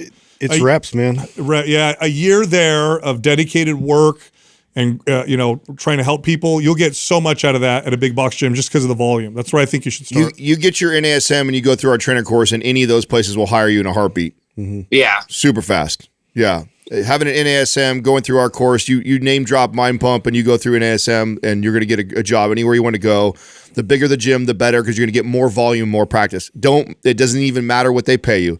A lot of trainers, they get so caught up on what percentage or hourly. It's like, no, you're there to learn. Yeah. You're right now at the learn phase of your business. So you just need to learn as much. Nothing will give you a faster education than more reps, more practice, more clients. And so trying to do something small or private or niche where you get to collect all the money is not worth it to you right now. You want to get volume. You want to get practice and get people in front of you. That's what's going to get you really good in a short period of time. Okay, sweet. Awesome. Cool. That sounds great. Cool. Yeah, you got it, man. Reese, I'll have Ann call you and she can help you out with any more questions you have about it. Okay, thanks, y'all. And yeah, I found y'all pretty soon, and it's exactly what I needed at the time. Just the stuff y'all talk about. So I appreciate y'all. Yeah. Start watching the Elite Trainer Academy. You'll get a lot of good stuff there. Yeah. Okay, for sure. Thanks, y'all. Cool. All right, man. on. Yeah. You ever think back to what a blessing it was that we all started in the big box atmosphere? Yeah. Oh yeah, I know. Yeah, like you're not going to get all those variables that much volume at that amount of time like anywhere else. It just really isn't going to happen. Although you guys did bring something up before we got on. It's so funny we were talking about this, and then this is our first caller today. The mentorship and the help that you get is very different today than it was back then. Yes. The culture has changed. That's why I want to. Hopefully, he leans on us for that. Yeah, because it is a little. We had an opportunity. I don't know. It was about 6-7 years ago when we were touring around the big gyms all over the place. Yeah, it was like 2019. I think and was really shocked by just how little they had been taught. You know, like some of the things that we all thought were the basics. Yeah, really basic stuff that you teach a trainer who's starting your business, but they really have removed a lot of that. And I know they cut overhead, so it was trying to save money, and you see that there's a lot of trainers that are in this guy like Reese's position that need that help, that mentorship, and they're just not able to get it, even in a big box gym. Our next caller is Brandon from Arizona. What's up, Brandon? How you doing, Brandon? Dude? What's up, guys? How are you doing? Good, man. How are you? How can we help you? Well, so initially I started out in the email I sent, I was trying to get as large as humanly possible and stay lean, like every guy I think initially has the want to. But then I'm an F45 guy. I run an F45, as you guys know, group fitness style stuff. And then I started like going through a bunch of injuries because it's so stinking fast paced. And then coming from an athletic background, I would rather just be able to move well and, you know, stay out of injuries. And then I got invited to play like professional flag football, and I just realized like I don't have my explosiveness anymore, and I feel like the group fitness stuff kind of took away from that. And so I'm kind of like stuck in a little bind of like what, you know, kind of where I go next, I guess. Brandon, what did you when you were playing, what did you weigh at, and then what do you weigh now compared to that, just out of curiosity? So when I was playing my last year of college ball, I was running around at about 230. Yeah. I've since then put on about 25 pounds. It hasn't really been bad weight necessarily, but I feel like obviously my explosiveness is gone. And I don't know if you guys have ever done any F45 or anything, but it's more so endurance rather than being explosive. So yeah, that's kind of where I'm at right now. I want to stay strong, and rather than looking good, I'd rather be able to move well. I got kids. My son's trying to play football soon. So yeah. How many days a week what's your workouts look like? What are you doing right now? Well, as of right now, I've transitioned. I used to, when I was going through a bunch of injuries, I was working out like 6 days a week. I was doing like 2, sometimes 3 in a day. But now I'm doing 4 times a week, and I'm utilizing rest, and I go to like rest and recovery and everything. And so I just don't. Do you guys know who Tim Grover is? Mm-hmm. Okay, so I'm doing now one of the jump attack program, because that's just like the best thing I figured I could do right now at this moment. I stopped doing F45, so I just kind of want to see where your recommendation is from this point on. If you're looking for explosive power and agility, the majority of your training should look like plyometrics, type drills. Maybe 1 day a week of strength training, but the rest, because it's a skill. Now, getting lighter is going to help because you're 253 or 25 pounds heavier. So losing some body weight makes a difference. Yep. But the vast majority of your training is going to be relearning the skill of explosiveness. Yep. So it's going to look like 1 day a week of strength training. Maybe. That's it. 1 day a week, very basic strength. Yep. Yeah. You're training your muscles differently. Like strength training to build is slow. And that's okay if that's what you want. But if you want speed and explosiveness, if you look at the way the Soviets trained, and I recommend you do this, look up and see how the Soviets trained their athletes. And they did, in comparison to other very little traditional, I should say, strength training. It was almost all explosive-based exercise, almost all of it. And their athletes just were incredible. Look at the Marinoviches. Yeah. That's right. Yeah, they did all kinds of plyometrics. So in terms of like what we have programming wise, like I think the best matches are performance advanced, and you scale that down like 2, but like you're saying, maybe even 1 strength specific workout with that. But the rest is like just building and developing up that skill. So if it is power that you're seeking, like, you know, that is going to devote that specificity. So if you are to also to like complement that with mobility training, so we reinforce the joints. So I don't know how, you know, you're doing in terms of like restrictions or any kind of pain or anything like that, as you know, we age or as we haven't done our sport in a long time too. All that kind of plays into a factor. So that honestly, I would recommend probably our performance advanced program. So would you say performance advanced, focus on power, explosiveness, and speed, and scale down the strength, and scale down the strength from 2 days a week to 1 day a week, and that's all built in there. So it's that was the big focus, because if that's really you're specifically trying to achieve that type of movement again, like that needs to be the entire focus. You already built yourself quite the foundational strength. Oh yeah. So, you know, we're not really concerned about that. We need to develop that skill back. And Brandon, do not be surprised how much muscle and strength you will still have from training 1 day a week. You've built such a good foundation. And I don't know how long you've been listening to the show, but I know Sal's talked about that study so many times that literally 1 day every 2 weeks will maintain muscle mass. So you don't need to progress there anymore. You've already built a ton of muscle. Really, the goal is to keep as much of it as you can while we get really explosive and quick. And you should lighten up. You're gonna want your body weight to be a little bit lower than what it is when you're actually getting back to playing sport. And this will it'll naturally do that. And you'll be happy with the way you look, I promise. But one of the hardest things to do when any of us get a hold of an athlete is to convince them to do less of certain things because their mentality is more, right? If I have this goal now, I'll just throw that on top of what I was already doing, and now more of this and more. It's like, man, there is an appropriate dose that will give you the best results, and Justin and Sal are telling you that right now. If you trust us and stick to that, I promise you're going to be really happy, but you got to trust us and then follow that, but you'll get what you want. And we have the program for you. I mean, that program was written with your type of, like, what you want to do in mind. That's why we created it. Gotcha. So do you think I'll see a reduction in strength, or is it like that's going to be maintenance mode doing 1 day a week? Well, that's so different for me. Well, what do you want? Do you want slow grinding strength, or do you want explosive power? Yeah, I mean, explosive power, I guess. I never trained like that before, so I guess it's like I feel like I would just lose my muscles. No, well, here's the deal: you might, but you got to ask yourself what you want, because look, strength is so much of a skill; it's not even funny. Yeah. It's a lot of. It's not just muscle; it's also the programming behind the muscle. So you may lose your top end squat and deadlift, but you're going to be way faster and have more explosive power. And you know what matters in sports? Then you just cycle back and you know right this. Back. You know speed matters so much more and explosiveness in sport. You know that. I know you know that. Yeah. We don't got to sell that to you. And so you having a max bench press of 450 does you no good if you can't hit somebody fast or change direction fast. Like that's going to carry. And so maybe your max bench goes down from 400 down to 315, but you're moving faster, and that's still strong. I highly doubt it. I highly doubt it. When you get into speed power, what you're going to do is you're going to like ramp up your capacity to generate force.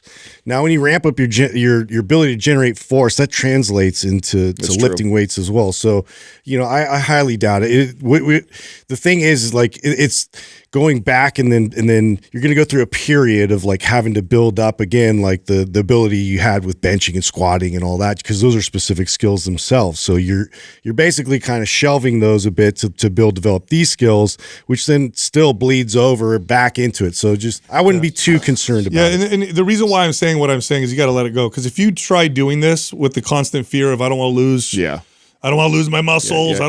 Every day you see anything go down, you're not going to reap the max benefits you can from explosive training. Yeah. I mean, do you any thoughts of actually having someone coach you through this process? Is that something that you've thought about? Because it might be worth the investment to just have somebody checking in on you every now and then. Yeah, I totally thought about that. I'm preparing. I got baby number 3 coming, so I just want to be smart with everything. So that 100% crossed my mind. I've never been like legitimately coaching and everything. I feel like my whole career has been kind of like, here's a thing, do it on your own, show up, lift, and you leave kind of deal. But I feel like I never got good, legitimate, true coaching on it. If you understand plyometrics, like you understand some basic lateral plyometrics, some kind of reactive plyometrics, and you're looking for a good coach, sometimes it can be hard to find a really good athletic coach who understands how to train someone for power. So that can be hard to find. A sprinting coach is a lot easier to find. So if you find a good sprinting coach and have them work on your sprinting, and then you understand how to do the lateral stuff, the reactive stuff, that's not a bad combination at all.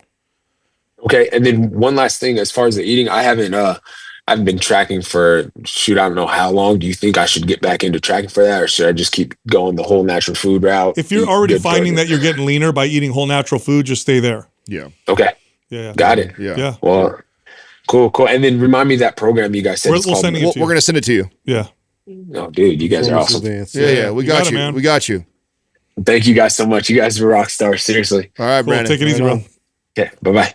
It's so funny. I literally just watched, there was a clip that came up.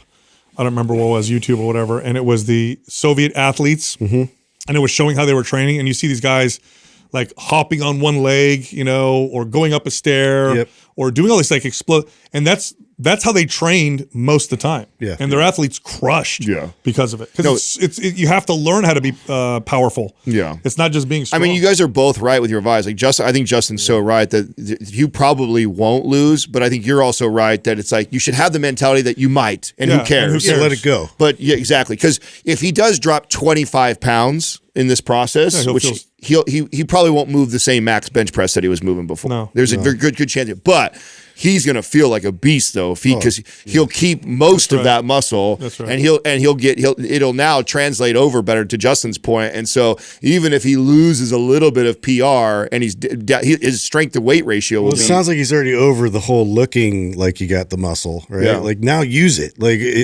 express to the extent of like how you can use that muscle. And to do that, you really have, like, explosive training requires your dedication and focus. But it's different skills. Like, you watch a power lifter squat a heavy squat, and then watch an Olympic lifter do a heavy squat, and they look very different. The Olympics lifter does not go down what would look like slow and controlled. It is fat, and that's because that's the way they train. They train to be fat.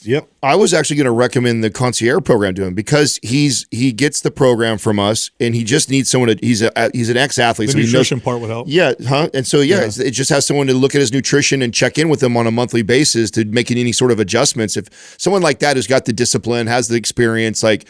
You just get a check-in from the coach once a month, who's just like checking up on the diet, checking up on all the numbers, like, okay, here you go, keep going that route, or hey, let's move to this phase instead of that one. Like, I think that would have been perfect for him. So we should probably reach out, Doug, to him and just send him like an email and ask him if that's something he'd be interested in, and set him up with one of the trainers. Our next caller is Amanda from Oregon. Hi, Amanda. How you doing, Amanda? Hi. Oh my God, you guys, this is such an honor. I'm so stoked to talk to you. Thank you so much. I really appreciate you taking my question. It's pretty near and dear to my heart. I've been a lash artist for, oh my God, it'll be 4 years. It'll be 4 years next month. So I'm super happy to be here. I've been listening to you guys since I deployed 4 years ago, and I found you to keep myself basically busy while I was over there for 6 months. So I appreciate you guys in more ways than one. So I'll just get to my question. My name is Amanda Grisham, and I am a veteran and a former EMT turned stay-at-home mom / home-based lash artist. Born with a servant's heart with a passion for fitness and challenges, I just started up on NASM CPT course, and my ultimate goal is to specifically help beauty professionals. We, as you guys probably know, are some of the most unhealthy people because of the demands from our jobs and ourselves. We undereat, rarely have a good training program, and the physical demands of our jobs are a lot more than people think. This leads us all at the end of the day to say we're too tired or in too much pain to develop a proper program for ourselves. And then down the drain, our bodies go. I can't tell you how many times I've seen the all or nothing mindset in our industry. And I honestly think most of it has to do with really having no idea of where to start. I think a good way to break a lot of these ladies into working out is to give them good exercises to start on to be more proficient in just their jobs. Not necessarily a full-on program, because sometimes that asks like a little too much commitment out of them. I mean, unless there's one that you guys suggest, but things that can help them in their day-to-day. Hairdressers usually stand all day. Lash artists sit all day in a weird hunched over position. And it's the same thing with nail techs. Our body mechanics, quite frankly, are fucked. As you guys know, this trajectory leads us to all be overweight, in pain, and or have to give up our careers because our bodies are wrecked. In the lash industry, I have lost count of how many women I've seen that have to close their doors because they develop carpal tunnel, compressed discs, all the things. And I thought it would be amazing to ask you guys which one or more of your programs would you recommend specifically to the beauty industry gals, because I really only trust you guys. Or if you could give us a handful of things to do at home that could help our backs, wrists, shoulders, hips, necks, all the usual suspects in an industry like this. I want to help out with these challenges in an industry I care deeply for and give myself a little education along the way from the best guys in the business that I know I can trust. What a great question and set up nice. You painted, because we have a lot of experience. I mean, Adam and I have talked about this. In fact, that we've trained a lot of people in your space, and you painted it so accurately. Yeah. So accurately. There's something about what you do. Well, besides the mechanics, and I used to see this all the time. Most common things: tight shoulders, neck, wrists, hand issues. Yeah, very, very common. Feet. Sometimes you'll see a lot of foot pain and. Oh, I have a ton of foot tension. Yeah, for plantar fasciitis, and then the all or nothing mentality, which I don't know how that goes hand in hand, but it's so common with people in your space. Where like, I'm doing it all, and it's like I'm fasting and I'm doing this. I'm doing. So you painted it perfectly. I think so overall fitness always is best, right? But you're like, okay, give me some specifics. I love our Prime Pro program. I was going to say Prime Pro with MAPS 15. That's bro. it. For our specific. Really? Okay. Yeah. Cool. So Prime Pro, because you can go in there and you could pick 2 or 3 movements that you would do. Neck and wrist cars. And all that. At the beginning of your shift. And after every 2 or 3 clients, you would do them again. So throughout the day, what it looks like is in the beginning, before your shift, you do 10 to 15 minutes. And then either in between every client or every couple clients, 5 minutes of some of these movements. And you would focus on the areas that you think you need the most help. So shoulder, scapula, probably really important, wrist and hand, movements that are in there. So very invaluable, and you can pick and choose. Like, I'm going to do some of these, and in between clients is how I would do that. And then I love that. I didn't even think of Prime Pro. Yes. And then Mass 15 is your workout. Yep. Okay. That's your workout. You have program. such a legit business idea on your hands right now. The fact that you have the experience, you have the knowledge and understanding of what these people need, and there's not somebody specifically serving them.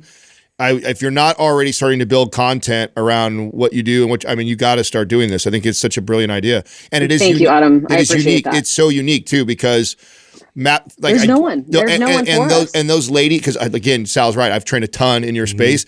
Are not attracted to a MAPS 15 type of protocol. They are the supersetting jump lunges, doing they're all, and then they burn out, and then they don't, and then it's just back and forth like that. And so if you can connect with them, which you will be able to do that better than we could, if you can connect to them and you build literally the MAPS 15 protocol as what they strength train. It's only 2 exercises a day, when they're training, and then the movements from Prime Pro, and you can individualize it for them. Like Sal's saying, so it's great the way we break that up is it's all the major joints in the body. So if you had a specific client that you were servicing and she's like, oh God, it's my neck and wrist. All you're going to do is focus on neck and wrist stuff for her. That's all she's going to get is her protocol. Then you got someone else who's got more ankle, feet stuff or knee and hip stuff. And so it's not like you're telling them, here's all of Prime Pro, follow the whole thing. No, you take specific parts of it and you apply it to whatever that client's needs are. And God, they have a great little program on your hands. Totally, because I'm not trying to overwhelm anybody. No, I know that you don't want to. A huge issue in our industry is like, dude, I don't have fucking time for this. Yep. I've got kids. I got to go home and cook. I have too much shit to do. So, and on top of it, when they've been standing all day, or for somebody like me, I know my left trap screams at me by the time I'm done because I'm sitting like this all day with tweezers. I look like a fucking T-Rex. Yep. So by the time I'm done, I'm like, the last thing I want to do is work out. Yeah. So I'm trying to give like little tidbits just to kind of get them introduced. Here's how you're going to sell it, Amanda. You're going to sell it like this. Hey, do you have wrist pain? Or, hey, do you have neck pain? Try this movement, do it for 5 minutes, then start working on your clients. In between your clients, do it and see how you feel. That's how you're going to get them bought in. Then the next question is, well, what about for workout? And then you can talk about that. Selling MAPS 15 to people in your space can be very hard. Yeah. But showing them how to get rid of pain immediately, that's going to sell you. That's what I would build all my Instagram or social media content around, is exactly what Sal said. I would literally speak to your demographic and say, neck's bothering you? Try this before and after work shifts. And like literally just teach that, give it away for free, use all the stuff that you learned from Prime Pro, and that becomes your content of like attracting your specific client with that. And then he's exactly right. Once you show that lady or that dude like that, their ability to get rid of that neck or shoulder pain from a couple movements, you'll blow their mind, and then they'll reach out to you like, what did I do? And it would be like this, like, hey, lash artist, do you suffer from lash neck? What's that? Oh, that's where you get pain right here. Here's a couple movements. Do this for 5 minutes. I like it. I'm serious. You're branding it for them. They'll try it, and in 5 minutes, they'll see the pain go down. Yeah. It's not like a workout where you got to wait a month or two to see results. When it comes to correcting for pain, you can oftentimes reduce the pain right then and there. Are you, I mean, where are you at with the NASM? Did you just start it? Where are you at with it? Oh man, this has been quite the journey. So I actually bought the course while I was overseas. Yeah. I ended up doing the nutrition coach program, and I was able to complete that just fine. Okay. But we were about to leave as soon as the CPT program was even available to me. Yeah. And then I came home, I stopped working in the hospital as an EMT, and then I got back into the beauty industry. So I had been building my business for quite some time. So now, so I got pregnant, I had my son, and then I essentially had to stop lashing full time, just daycare prices and all the crazy shit. So I have had to stay at home, but my husband, God bless him, saw that I was turning psychotic because I didn't have anything like for me to do. Yeah. So I started back up on the lashing and stuff, but obviously since I can't do that full time, I'm like, I really miss doing stuff with fitness. I am looking and shaped like a bag of milk right now, but I'm trying to get my life back together as far as fitness goes. And I know I'm always inspired when I'm watching you guys more and when I'm working on something fitness related. So I'm kind of just getting back into the personal training aspect. And now that like Adam, like you said, it's kind of like almost like a business mentality because I've been doing lashes for so long now. I'm kind of thinking, okay, where is where's the need? Where is a need in the lash industry right now? And everybody's putting out brands and products and they're all doing their own thing. But I haven't seen a single person, and I follow a lot of people. I haven't seen a single person go, hey, I am solely dedicated to the beauty industry as a fitness professional. I have not seen it, so I think it's a brilliant idea. I think you have to do this. I would love to. I hope you get in our trainer course in our trainer community, because I would love to help you through this process. So get in there. That is like, I'm waiting on my VA rating right now, actually, but that's you guys are the first place I'm coming once I have. I would love to help you through this process. I think you're sitting on a home run idea, and I have never seen anybody that's specifically. Nobody is addressing the pain that you guys feel, and you guys have specific types of pain, just like every different fields. After you guys have specific types of pain. Here's step one. We're going to send you Prime Pro if you don't have it already. Oh, thank you. And then when you go in there, also MAPS 15. And MAPS 15. When you go, I have MAPS 15. Okay, good. When you go into Prime Pro, find the movements that help you first. That'll help you communicate it. Yeah. That help me personally? Yes. So you're like, you said, what would you say, left trap pain? Is that what you said? My left trap, and then, obviously neck stuff, look at the but my left trap in particular. Look at the scapular and shoulder stuff. Start there before you go to neck. I don't know if it would be smart to start with neck without addressing that first. Try a couple of those movements, follow the prompts, do it perfectly. And do them throughout the day. So let's say you have 3 or 4 clients in a day. Do it at the beginning, do it in the middle, do it at the end, and then once you start to see like, okay, this is great, that'll help you communicate it. You can't practice that stuff too much, right? So if you're bored throughout the day, do it more. Like Sal's saying, at least do it that many times, but do it all the time. Do it all the time. Practice, get good at it, and you'll notice a difference. And so, and then honestly, that's how I build my content, is almost like around my own personal journey. So there's that place too. Like if you have, some people have like imposter syndrome from teaching something like that because they're just learning themselves, then create it that way. Like, oh man, I started doing this and it's blown, so teach that way too is fine, as you can create content of sharing your journey through that process of learning it. But yeah, use our stuff, build some content around that. I totally think you have a great business idea. Awesome. Thank you guys so much. Before I go, I first of all, I appreciate your guys' time endlessly. I've been a huge fan of you for a long time. Sal, you in particular, I wanted to thank you. My maiden name is actually Oliva, so I tell everybody that you're my Sicilian brethren. And I introduced you to my dad, who is he's 71 now, and he was actually a LAPD officer in the 80s. Wow. So he's done some crazy stuff. So back then, obviously, it was about roiding out and working out as much as you possibly could, and getting crazy in the gym. And I told him, he was trying to carry that on into his 60s and 70s, and I told him, Dad, you're doing way too much. I recommended your book to him. Pretty sure he read it in 2 days. Oh wow. And he watches you guys pretty religiously now too. So I really appreciate you guys helping out my dad, just kind of by proxy. So thank you. You guys are great. Keep doing what you're doing. I appreciate you so much. Thank you for taking my question. Thank you so much. Yeah. I look forward to seeing you, Amanda. All right. Thanks, Adam. Bye, Justin. Bye, Sal. I just reminded me. What a great idea. One of the smartest, we talk about how you can build business. One of the smartest things I ever saw somebody do is I had a massage therapist who because one of the things that massage therapists do to build their business, they offer free chair massage in different places. Yeah. She did it in a hair salon smart. for the smart. for the people working there. Smart. And it was brilliant because a lot of people don't realize that working on hair, standing, like it's all neck, trap, wrist stuff. That's brilliant for several reasons. One, great demographic to go after. Two, you change a hairstylist's life that you blow her mind. She sees 10 people. She tells every single person. Plus, those salons get all kinds of foot traffic, so people are seeing you do the work, and that's a $1 million idea right there. Yep. Our next caller is April from Wisconsin. Hey, April. How you doing, April? Hey guys, good to see you again. How can we help you? So I was on about 4 months ago, and I think my question was around how I wasn't seeing results due to low carb diet, that sort of thing. And we ended with the call where you guys were saying I need to focus less on aesthetics, and you recommended that I run the power lift. I will say that I did find a sort of the opposite of what you recommended. I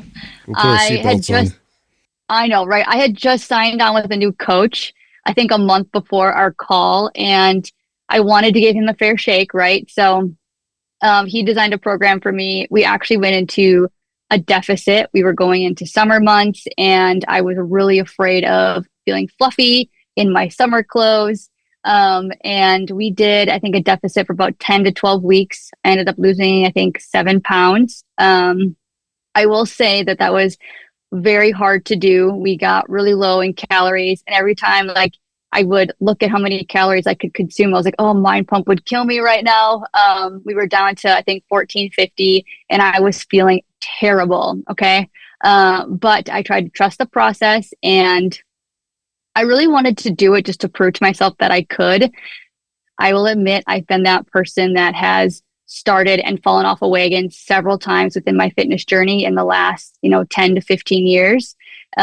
So hiring a coach, I paid for it. I was invested. So I went with it.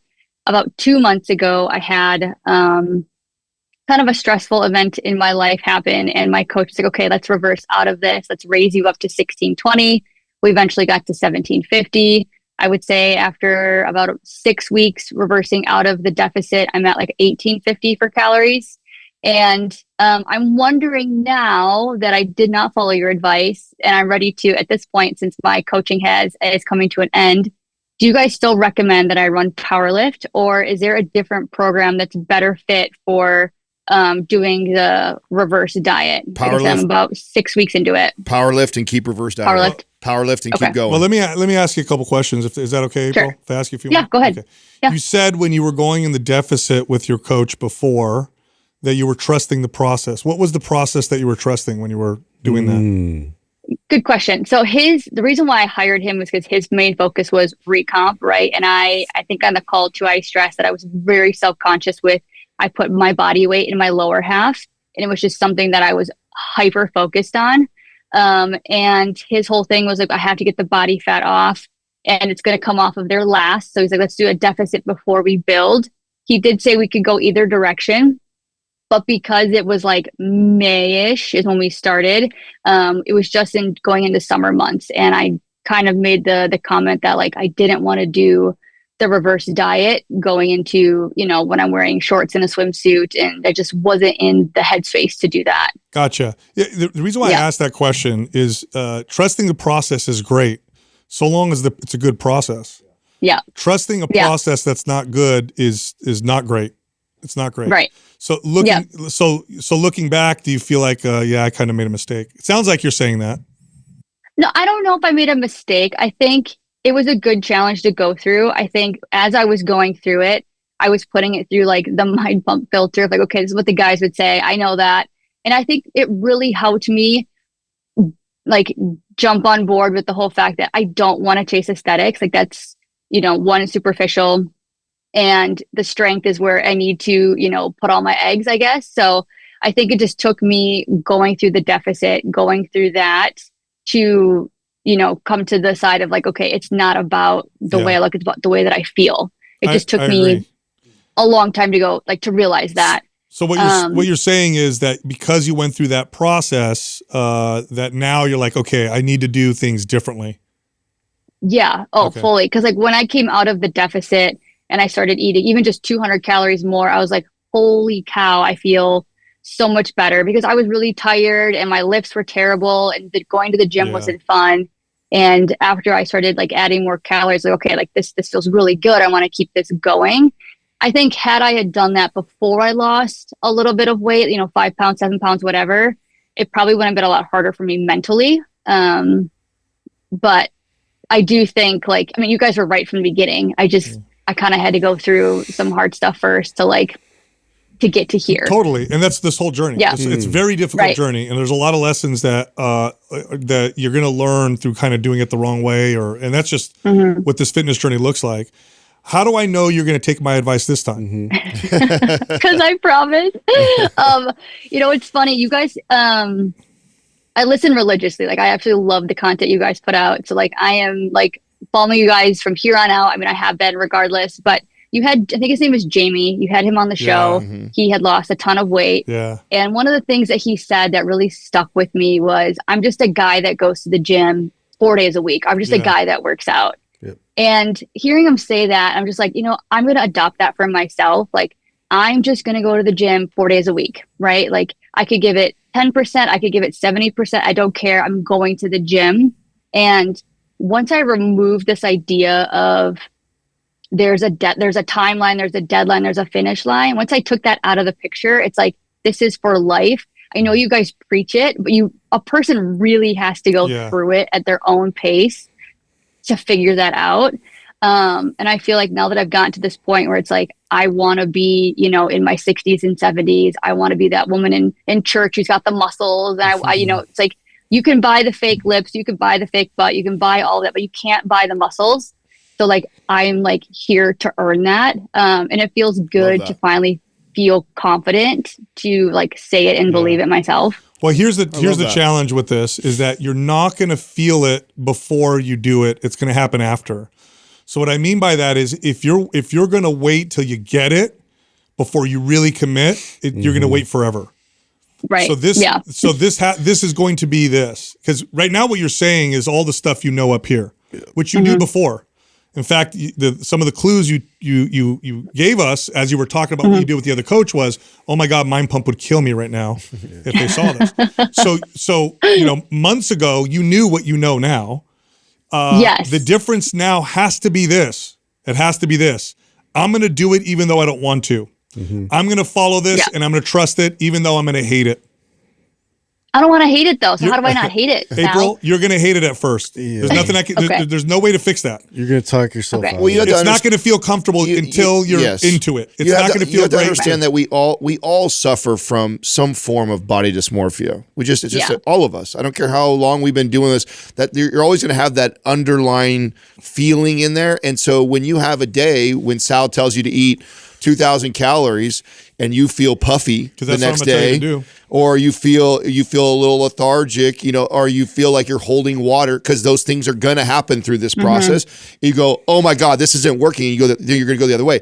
But if you accept that that's part of the process, that, you know what, I'm probably going to have some weeks like that where I feel that way. I don't care. I'm still going through this path. I know it's the right way. So that's what he's trying to communicate right now, is that you're going to have those moments. You are going to feel that way. And if you revert back to the same temptation that made you drop when you still had the same knowledge back then, you're going to do it. And so right now, accepting that I'm going to have some uncomfortable days where I'm not used to feeling this full or eating this much food. And I'm going to tell myself, I believe and trust this process because I know what I want. Yeah. So would you be open to working with one of our coaches that has a different process? Yeah, absolutely. Yeah. That's your best bet. I think that would be That's your best bet, because it's going to be uncomfortable. Week 1, week 2. A lot of communication. You get into week 4 or 5, you're going to start feeling uncomfortable. I don't like this. I don't like the way it feels. I feel like I'm eating too much. I don't like the way whatever. And you're going to need that coach to kind of continue to guide you through that process. Because I'm going to, right out the gates, you're going up to 2,000 calories right out the gates. You're going to follow mass power lift. So we're going to reverse diet you again. And it's not going to be until months after that you're going to be like, oh, wow, I like this. It's working. It's working, but it's going to be uncomfortable. Yep. Can I run power lift the whole time staying at 2,000 calories? Or do I need to increment up while I'm running? I'm going to give you the answer, but then I'm also going to tell you I don't know, because it depends on how you feel. What I mean by that is if you're really pulling your hair out, then I'll be really slow. But ideally, you're going to keep reversing. Ideally, you're going to continue to reverse, and we'll probably get you close to 24, 25, something like that. 100 calories. But it depends on how uncomfortable it is for you, because you may be like, look, I'm not going up another 100 calories. I'm holding on right now to what I'm doing, and this is it. And your coach is gonna be like, okay, we'll stay here for a little bit. But if you're like, you know what, I think I can do it, then they'll continue to reverse you. That's their job. They'll take care of that for you. Cool. I'll have somebody call you, April. Outsource it. Okay, that'd be awesome. And I'm already prepping. Okay, it's Wisconsin here. It's obviously very nice today, but I'm okay going through this process in the winter season. This is what's cool. We're gonna have someone call you, and then we're also gonna do another follow-up call, which will be great. This will be fun for the audience to see where you were, what you heard, and you did listen, and then you came back, and then we went through the whole process. I will listen. Okay, I promise. I promise. Can I ask one more question that's kind of sort of unrelated?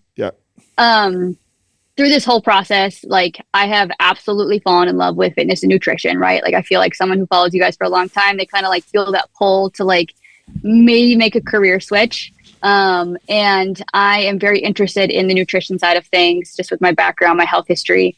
And I'm a trained graphic designer. I'm on a graphic design studio. I'm already self-employed. but I feel like I want to make a pivot slowly, but I'm very interested in learning more about nutrition, taking the courses, maybe taking on some clients. I'm wondering if you guys have any advice for me, like, or for somebody in general, like making a career change and jumping into this space? Yes. So actually working with a coach is going to be the best thing you can do right now. Watch how they coach you. Yes. That process will be like a mentorship for you. So just doing it with them personally. That becomes even more important now. Yeah. So cool. You're gonna see what the process looks like for sure. Yeah. Here's something else, Deborah. I want to tell you something. If you don't do what we tell you perfectly, that's okay too. I know. Yeah. Okay. This is not a game of perfect. Chastise you for anything. No, this is not. It's hard. It's really hard. Hey, that's actually part of accepting this process too. Is that you're probably going to have some pitfalls along the way. That's right. okay. That tomorrow's the next day, and we're on. And like that's part of the coaching. Is that after you go through this coaching process, because I agree with Sal, this will be some of the best like teaching process for you if you're considering career switch. Then the next level to that, since I know that it was Graves' disease, is that what it was? Yeah. So is Dr. Cabral has a really good, thorough certification in functional medicine, which is if you want to move in that route. Now it's pretty heavy and it's a lot, so I wouldn't recommend it at first. So the first thing to do is go through this with a trainer. I think you're going to get a lot from that. And but you want to go if you want to move in that direction where you help people with autoimmune type stuff. Like he's the guy. That's what he does. Is he certifies coaches and trainers, and they're really, really good at what they do. One last thing, April. This is what it's going to feel like at the end of this. It's going to feel good and relaxed. It's not going to be a stressful process because this whole time you've been doing this, and you're trying to follow what you're supposed to do, and you listen, and it's a stressful process. It's not. You can't stress yourself into better health. It doesn't work that way. So what it's going to feel like at the end of this is it's going to feel good and relaxed. You're going to rest in it. It's not going to be like you're gripping onto things with your fingernails. At the end of the rainbow, you're going to have the body you want and eating double the calories you ever ate. That's what's going to. So that scares me though, because I eat so clean. I feel like I already eat so much. So I'm trying to think like what high calorie food can I include in my diet? Wait till you start building muscle. Yeah. Watch when you start putting that muscle's hungry. Yes. Hungry. We put 5 pounds of muscle on you, which is not a crazy. You put 5 pounds of muscle on, you are going to be hungry. Yeah, you'll feel it. You'll see. Okay. So don't worry. Yeah. Good. Don't worry about that. Okay, cool. Well, have someone call me and we'll keep this train going. You're coming out. You're going to be on again in All right, April. months. We'll see you in a little while. Sounds good. All right. Thank you guys. Take it easy. Bye. Bye. That's good. I'm glad we had her back on. I'm glad. I'll tell you what. I'm glad she had the courage to come back on and say I didn't do what you guys said. Yeah, that takes courage for sure. That does because most people will be like, I don't want to tell these guys I didn't take any of their advice. Or whatever. Well, I'm the opposite. I'm really glad because I felt like she was confused by the way you kept digging at that, but I'm so glad you did because that's like you think in that mindset, and you're so right. She had all the same knowledge she had last time, yet she still did it. Yeah. Like you knew better, you still did it. So what makes you think? When we go for 3 weeks and all of a sudden you have a rough week where you feel fluffy, which she's going to have, or somebody makes a comment, or you see the way you look at an outfit you don't like and you go, oh my God, this isn't working, and you bail. Like, why wouldn't you? Because you have the same knowledge now as you did then, but it's got to be trust. Yeah, so I think it was important for her to see, go through that because I think she was like, well, of course I'm going to follow you guys because I didn't. No, not of course. Yeah. In her head, she's thinking, of course, but it's like it's going to suck. Yeah. And I don't mean it's going to suck because it's not going to work. It's going to suck because you're going to be uncomfortable. You're going to be very uncomfortable, and you're going to want to default back to what you did before. So the difference isn't the knowledge. Old patterns are comfortable. That's right. The difference is going to be like, I'm going to accept the fact that this is going to be hard and I'm not going to be comfortable. That's the difference. Yeah. All right. I know you liked that episode. If you did, check this one out. Shredded, ripped, defined, single-digit body fat. Yes. You want to get there? Let's talk about it. Difficult.